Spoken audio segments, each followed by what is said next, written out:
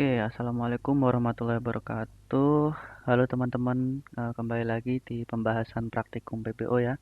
Nah, kali ini kita akan membahas mengenai modul 3, yaitu yang pertama ada TP, yang kedua ada jurnal, dan ketiga ada TA atau tes akhir. Nah, yang pertama kita akan bahas mengenai tes pendahuluan ya, tugas pendahuluan. Nah, untuk di sini aku akan membahas mengenai soal praktik ya, ada NIM genap dan NIM ganjil. Nah, untuk soalnya seperti ini. Ini aku udah copy semuanya di text editor aku. Nah, yang pertama nih, di TP soal genap itu kita membahas mengenai tapel.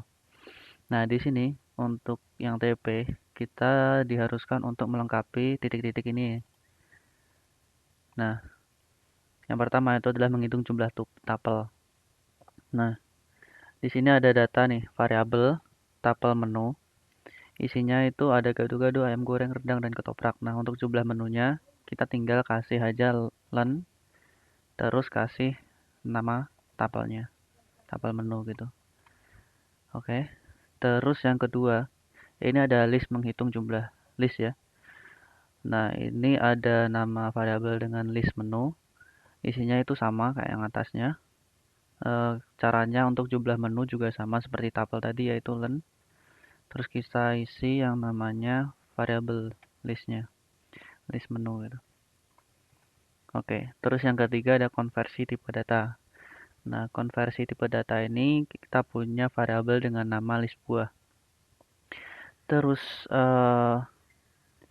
ini ada tipe data list ya, tipe data list yang isinya apel, markisa, jeruk, markisa, dan apel lagi. Terus kita mau ubah ke tipe dataset. Nah, caranya itu tinggal tipe datanya apa, terus kita masukin variabelnya, tinggal gini, list buah. Nah, ini udah selesai ya untuk soal yang tugas pendahuluan genap. Langsung kita coba aja untuk jalanin. Nah, berhasil ya, nggak ada error. Dan ini tipe datanya juga sesuai. Nah, selanjutnya ini ada di soal yang kedua ya, tipe tipe yang ganjil. Nah, yang pertama itu ada fitur clear. Nah, fitur clear ini berguna untuk kita nge-clear atau ngehapus si suatu tipe data ya, variabel. Nah, di sini ada tipe data dictionary ya. Nah, kita mau nge-clear nih, berarti untuk info karyawan nanti akan bernilai kosong datanya. Nah, kita tinggal di sini kita ngisi titik-titiknya seperti sebelumnya, tinggal kita outputin aja info karyawan. Oke. Nah, cara penggunaan clear itu seperti yang di atasnya ya, info.clear gini. Oke, selanjutnya itu ada fitur copy. Nah, fitur copy ini berguna untuk kita nge-copy atau menyalin data yang ada di sini. Kita contohnya di info karyawan 1 ya, kita salin ke info karyawan 2. Jadi nanti info karyawan 2 memiliki data yang sama dengan info karyawan 1. Nah, cara penggunaannya itu sama seperti di fitur clear ya. Itu tinggal kita kasih dot terus kita copy gitu. Nah, terus kita isi titik-titiknya ini karena di bawahnya ini udah info karyawan 2 ya. Terus kita outputin yang info karyawan 1. Oke, terus lanjut ke yang fitur ketiga yaitu .keys.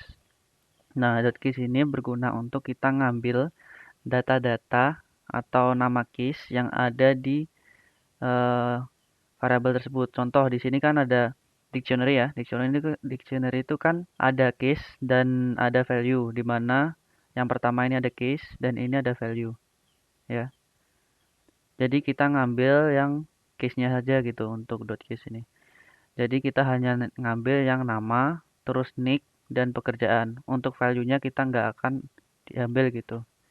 Nah, contoh penggunanya sama seperti sebelumnya, tinggal dikasih info karyawan, terus kita kasih case gitu ya. Nah, jadi dia bakal ngambil sih nama, nick, dan pekerjaan. Terus ada selanjutnya itu .value ya. Nah, karena dictionary tadi ada case dan value, jadi untuk value ini kita ngambil yang aksara angka ini ya 1211011 terus data analis. Jadi hanya value-nya aja yang diambil. Nah, cara penggunanya sama seperti sebelumnya, tinggal info karyawan .value. Oke. Terus lanjut yang terakhir ada yang namanya fitur update. Nah, fitur update ini kita gunain saat kita ingin menambah satu data ya. Di sini kan kita mau update si info karyawan, di mana info karyawan datanya seperti ini. Oke, dan seperti ini. Terus kita mau nambah skill set. Jadi dia bakal nambah di bawah pekerjaan nih. Nah, caranya seperti sebelumnya, yaitu info karyawan.update. Terus kita kasih kurung kerawal di tengah sini ya. Terus kita kasih datanya apa. Nah, karena dictionary, jadi datanya nanti ada case-nya dan ada value-nya. Nah, di sini kita coba outputin untuk info karyawan ya. Info karyawan. Nah, di sini udah selesai ya untuk TP yang ganjil. Nah, coba kita outputin. Nah, seperti sebelumnya untuk outputnya, untuk fitur clear-nya dia kosong karena kita udah clear ya. Terus yang kedua ada fitur copy, di mana kita ngopi si info karyawan 1 ke info karyawan 2. Oke, terus selanjutnya ada fitur .case, di mana kita hanya ngambil case-nya saja. Jadi hanya nama, nick, dan pekerjaan. Terus selanjutnya ada fitur .value, di mana kita hanya ngambil value-nya aja ya. Jadi value-value dari nama itu aksara, terus 1211011 dan data analis. Itu aja. Terus yang terakhir ada fitur update, di mana kita nambahin data ya. Jadi datanya seperti ini, info karyawan, hanya nama, nick, dan pekerjaan ya. Terus kita tambah skill set, yaitu Python dan R. Oke, sekarang kita lanjut ke bagian jurnal ya. Nah, untuk bagian jurnal sendiri, di sini ada soal pertama dan soal kedua. Nah, soal pertama ini ada bulan pembeliannya dengan tipe data list dengan bulan Januari sampai bulan Desember.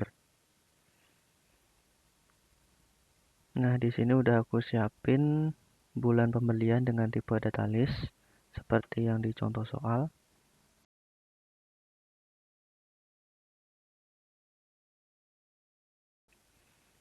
Nah, di sini ada tipe data list ya dengan variabel bulan pembelian. Nah, kita lihat soalnya terlebih dahulu. Untuk yang A itu menampilkan output Januari dan Juni.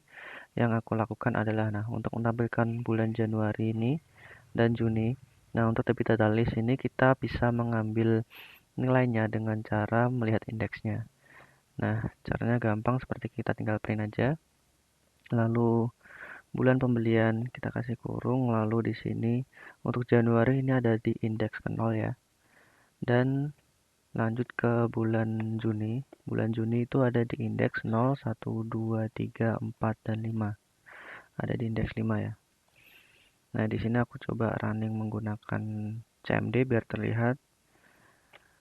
PY jurnal 1. Nah, dapat ya Januari dan Juni. Oke, berhasil. Untuk selanjutnya kita kasih soal 1, soal A. Di sini ada soal B ya. Nah, di soal B itu kita disuruh untuk menampilkan output Desember dan November dengan indeks negatif. Nah, di sini di highlight dengan indeks negatif. Caranya hampir sama seperti kita outputin dengan indeks positif ya. Caranya itu tinggal kita ambil bulan pembelian, lalu karena tadi itu Desember dan November ya, Desember dan November dengan di sini di akhir. Nah, kita tinggal kasih di sini -1 dan ini -2 gitu indeksnya. Jadi tinggal -1, bulan pembelian itu -2. Oke. Nah, kalau kita outputin hasilnya bakal seperti ini, Desember dan November. Nah, ini bisa dengan cara yang lain, contohnya seperti ini ya. Kita kasih bulan, ini -2. Nah, gini aja sih.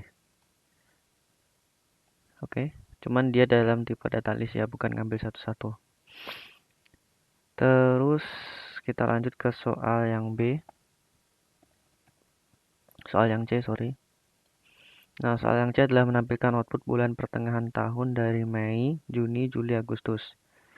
Dari sini ya, Mei, Juni, Juli, Agustus, pertengahan. Nah, caranya sama, kita kasih print bulan pembelian. Nah, kita kasih cari indeksnya. Di sini kan dari bulan Mei ya, Mei sampai Agustus. Jadi 0, 1, 2, 3, 4. Nah, kita kasih indeks keempat dulu, terus kita kasih titik 2. Nah, batasnya sampai berapa? Kita hitung dulu 0, 1, 2, 3, 4, 5, 6, 7 ya. Di sini Agustus terakhir 7. Nah, kita tambahin 1, 8. Berarti sampai indeks ke-8. Karena kita ingin outputin Agustus ini ya, terakhir Agustus. Jadi kita indeksnya kita ambil dari sini. Batasnya kurang dari September gitu. Nah, coba kita outputin. Nah, hasilnya Mei, Juni, Juli, Agustus ya. Oke. Nah, selanjutnya kita lanjut ke soal yang D. Nah, soal yang D kita lihat soalnya itu dia menampilkan waktu bulan-bulan Januari sampai Mei. Nah, caranya sama seperti sebelumnya. Kita tinggal print bulan pembelian. Nah, untuk Januari karena ada di indeks 0 kita kasih 0. Titik 2. Nah, untuk Mei itu ada di 0, 1, 2, 3, 4 ya, indeks keempat. Nah, karena di indeks keempat, untuk batas akhirnya kita tambah 1. Jadi 5. Nah, kita lihat outputnya. Nah, dia berhasil ya, Januari sampai Mei. Nah, karena di sini dimulai dari indeks ke 0, kita bisa ngehapus si 0-nya ini. Jadi hanya titik 2 dan 5. Hasilnya akan sama aja. Nah, gitu.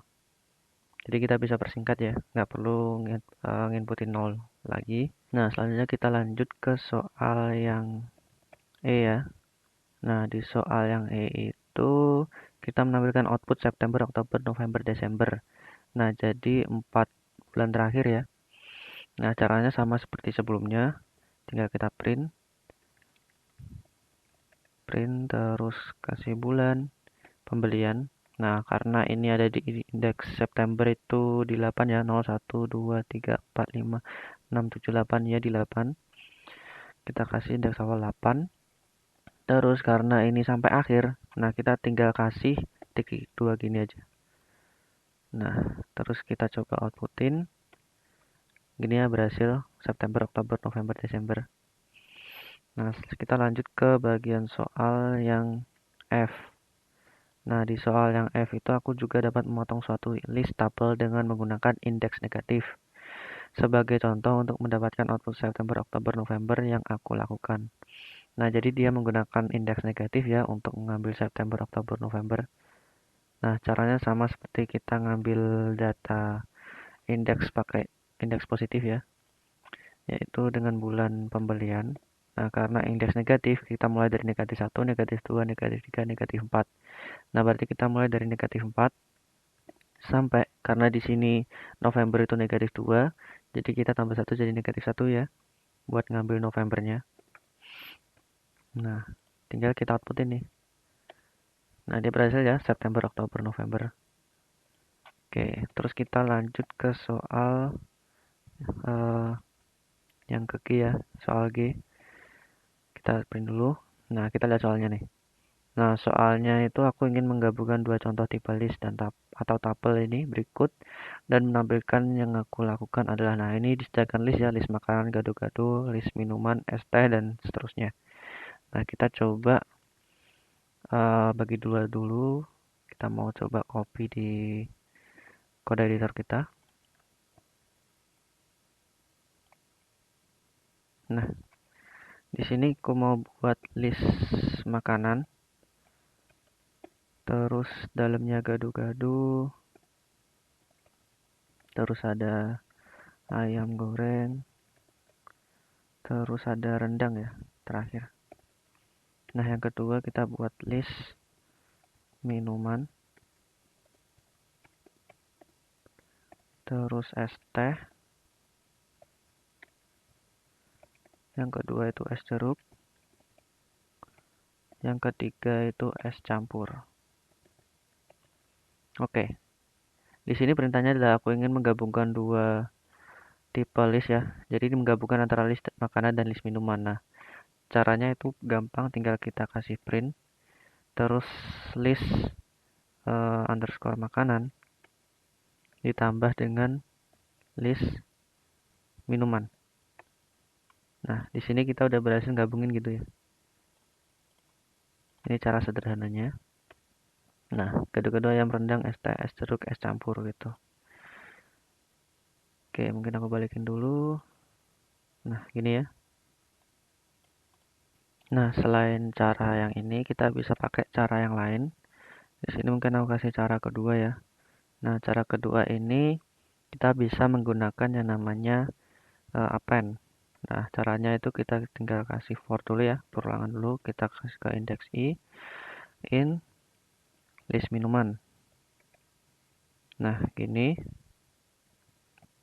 Terus kita tinggal ngasih list makanan, terus kita append ya. Kita masukkan si list minuman ini tiap-tiap value-nya jadi ST, es jeruk, es campur. Kita masukkan ke dalam list makanan. Kita kasih indeks i gitu. Gini ya. Oh, sorry gini. Nah, terus kita tinggal print lagi si list makanannya aja. Gini. Nah, coba kita outputin. Nah, hasilnya sama ya. Gado-gado, ayam goreng, rendang, jeruk, es campur. Nah, di sini ada cara ketiga ya. Cara ketiga itu kita menggunakan extend. Nah, kita masukin si list makanan caranya dengan extend gini, dot extend. Terus dalamnya kita mau nginputin si minuman. Jadi di list minuman ini bakal di extend atau di inputin ke dalam list makanan. Nah, ini aku komen dulu ya biar enggak error gitu. Lalu kita print si list makanan. Nah, ini aku juga komen. Nah, dia bakal ngoutputin ini. Sama ya, gado-gado, ayam goreng, rendang, dan gabungan list minuman tadi. Oke, sekarang kita lanjut ke soal yang kedua, yaitu ibu guru ingin menyimpan data siswa menggunakan program supaya terlihat zaman now ya. Tetapi ibu guru masih noob di pemrograman, yuk bantu ibu guru yuk. Terus untuk yang A ini, input data Dewi, Budi, Cici, Linda, Cici ke dalam tipe data list dan tampilkan hasilnya. Oke, tipe data list ya. Caranya gampang, kita masuk dulu ke jurnal 2, tipe data list. Di sini ada nama ya, Dewi. Terus kalian pakai nama variabel apa? Di sini aku pakai variabel nama siswa. Nah, ciri dari tipe data list itu dia pakai kurung ini ya, kurung siku. Nah, kita masukin si Dewi, Budi, Cici, Linda ya. Dewi, Budi, Cici, dan Linda. Nah, ini kita udah berhasil nginputin si Dewi, Budi, Cici, Linda ya. Nah, di sini ada Cici lagi nih. Ya udah kita kasih Cici lagi. Tadi ada 2 Cici. Terus dari soal ke dalam tipe data list dan tampilkan hasilnya. Nah, gampang ya, tinggal kita print aja. Nama siswa gitu. Nah, kita coba lihat untuk outputnya. Kita kasih py, terus jurnal 2.py. Nah, dia dapat output ya, Dewi, Budi, Cici, Linda, dan Cici lagi. Nah, kita lanjut ke soal yang B ya. Nah, soal yang B itu input data Dewi, Budi, Cici, Linda, Cici ke dalam tipe dataset. Nah, di sini set ya, dan tampilkan hasilnya. Oke, kita tulis dulu untuk soal B. Nah, di sini aku gunain variabel yang sama ya. Di sini aku komen dulu mungkin tipe variabel yang sama, nama siswa. Karena dia tipe dataset itu jadinya yaitu pakai kurung kurawal gini ya. Nah, terus kita masukin datanya ini aku kopas aja biar cepat. Nah, lalu kita print si nama siswa ini. Nah, gampang ya. Terus kita coba outputin. Nah, di sini ada yang namanya Cici, Linda, Budi, Dewi. Nah, di sini kan karena kita outputin Cici 2 kali ya. Kenapa dia hanya satu munculnya? Karena tipe data set sendiri itu dia nggak ada boleh yang sama gitu. Jadi kalau ada yang sama dia bakal ngambil satu aja. Dan dia unorder juga ya. Jadi urutannya tidak berdasarkan indeks, jadi ngacak gini. Oke, sekarang kita lanjut ke soal yang C ya. Nah, soal yang C itu menggunakan tipe data mapping atau dictionary. Aku diminta saja untuk menampilkan nama dan pekerjaan Jundu, seorang programmer. Oke, di sini kita pakai dictionary, mungkin aku split dulu biar enak gitu. Terus aku kasih soal C ya. Nah, di sini aku mau pakai variabel dengan nama data. Kalian bebas ya mau pakai namanya apa. Nah, karena dia dictionary, kita pakai kurung kurawal. Terus case-nya kita kasih nama. Terus titik 2. Terus John Doe. Kita kasih koma ya. Enter lagi. Terus kita kasih pekerjaannya. Titik 2 kita kasih namanya programmer.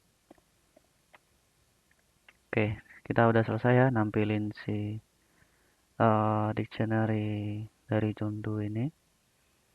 Terus kita coba tampilkan, outputin data gini. Oke, kita coba running. Nah, berhasil ya. Nama John Doe, pekerjaan programmer. Oke, teman-teman, sekarang kita lanjut ke bagian tes akhir ya. Nah, untuk tes akhir ini kita diberikan soal dengan soal cerita ya. Nah, tipsnya dalam mengerjakan soal cerita ini kita harus lebih santai dan lebih teliti gitu ya. Jadi di awal kita baca pelan-pelan dulu mengenai tes akhir soal yang diberikan ini.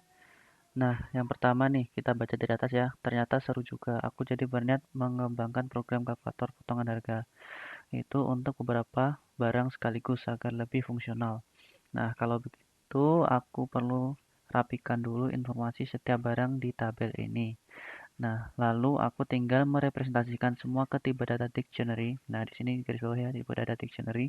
Dengan begitu akan lebih mudah mengolahnya. Terus aku pun mulai mendeklarasikan variabel sepatu, baju, dan celana untuk menampung informasi barang ke dalam live code editor. Nah, berarti langkah awal yang kita harus kerjakan itu ngebikin variabel berikut ya dengan tipe data dictionary ya. Nah, datanya itu sebagai berikut nih. Nah, terus kita lanjut nih. Setelah berhasil merepresentasikan setiap barang ke dalam tipe data dictionary dengan case, nah kita dikasih tahu nih, case-nya adalah nama, harga, dan diskon ya. Langkahku selanjutnya adalah mendeklarasikan list dengan nama daftar belanja yang berisi dengan sepatu, baju, dan celana. Nah, langkah awal dulu deh. Kita bikin variabel yang sebelumnya nih, variabel sepatu, baju, dan celana ya. Yang pertama sepatu, terus dengan case-nya nama, harga, dan diskon. Nama ya. Namanya adalah sepatu Niko. Terus harganya adalah 150.000. Terus yang terakhir ada diskon. Nah, diskonnya itu adalah 30.000 ya. Nah, yang pertama ini kita udah berhasil deklarasi variabel sepatu. Yang kedua itu adalah baju ya. Sama, karena case-nya sama, kita kopas saja dari sebelumnya. Terus kita tinggal ganti isinya atau value-nya. Kita ganti ini jadi baju unik loh gitu. Terus harganya itu 80.000 ya. Dan diskonnya itu 8.000. Terus yang terakhir kita tinggal deklarasiin variabel celana. Nah, ini kita kopas lagi. Kita ubah value-nya jadi celana lepis. Terus harganya 200.000 dan diskonnya 60.000 ya. Nah, untuk langkah awal kita udah berhasil nih deklarasiin si variabel dengan tipe data dictionary ya dan masukin data-data barang ini. Nah, terus langkah selanjutnya ini, langkahku selanjutnya adalah mendeklarasikan list dengan nama daftar belanja yang berisi data sepatu, baju, dan celana. Nah, kita buat nih dengan tipe list. Nama variabelnya adalah daftar belanja ya, yang berisi isinya adalah sepatu, baju, dan celana. Nah, kita tinggal kasih di sini daftar belanja sama dengan karena list itu kan kurung kurawal ya. Nah, tinggal kita kasih kurung siku, terus sepatu, baju, dan celana. Oke, Nah, kita udah selesai juga nih dengan langkah berikut ini. Terus lanjut ke langkah selanjutnya. Dengan data yang aku miliki, aku bisa menghitung total harga ya. Kita disuruh menghitung total harga jual dengan potongan harga dengan pajak sebesar 2 digit NIM terakhir. Nah, dari nilai jual, oke. Terus untungnya Senja memberikan beberapa tips untuk menyelesaikan tugas ini. Nah, kita udah dikasih tips nih untuk mudah kita. Nah, tips yang pertama, data yang dinyatakan ke dalam dictionary. Nah, kita udah berhasil ya langkah tadi dengan data yang udah dinyatakan ke dalam dictionary. Terus yang kedua, hitung harga masing-masing data setelah dikurangi diskon. Nah, cara menghitung data setelah dikurangi diskon tuh gampang ya dengan kita kasih ini harga sepatu yang pertama. Harga sepatu itu sama dengan sepatu kita panggil si harganya. Terus dikurangi dengan sepatu, kita panggil si diskonnya ya. Jadi harga dikurangi diskon itu adalah harga dari sepatunya. Terus yang kedua itu harga baju ya. Kita sama caranya kayak tadi. Kita panggil baju, terus kita panggil harganya. Terus kita kurangi baju, kita panggil si diskonnya. Ini juga sama. Harga celana sama dengan celana, kita panggil harganya. Terus celana lagi, kita panggil si diskon dari celananya ya. Oke, tips yang kedua kita udah berhasil nih buat ngehitung masing-masing data setelah dikurangi diskon ya. Nah, selanjutnya ke tips yang ketiga yaitu hitung harga total. Nah, caranya gampang ya harga total tuh. Harga total itu kita jumlahin aja setiap harga dari sepatu, baju, dan celana, yaitu harga sepatu ditambah harga baju ya, ditambah lagi harga celana gitu. Nah, ini harga totalnya. Terus kita lanjut yang keempat ya, hitung harga kena pajak. Nah, harga kena pajak tuh gimana? Harga kena pajak tuh tinggal kita kasih gini. Harga kena pajak ya. Underscore pajak itu tinggal kita kasih si harga total ya. Harga total dikalikan dengan pajaknya. Nah, karena pajaknya ini adalah pajak sebesar 2 digit NIM terakhir. Nah, karena NIM digit terakhir itu misal 98 ya, tinggal gini aja.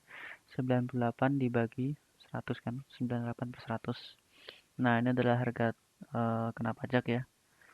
Terus lanjut ke cetak total harga plus total pajak. Nah, caranya gampang, tinggal ini ya, kasih variabel lagi total total harga pajak gitu ya.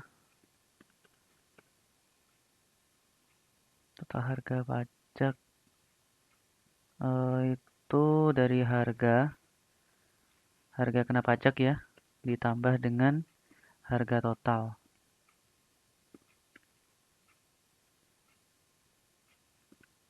Nah, udah berhasil nih. Tinggal kita print out aja untuk total harganya. Nah, ini ya, udah berhasil. Terus kita coba running. Nah, berhasil ya. Ini hasil dari total harga pajaknya. Sorry, harga pajak ditambah dengan harga total ya ini ya.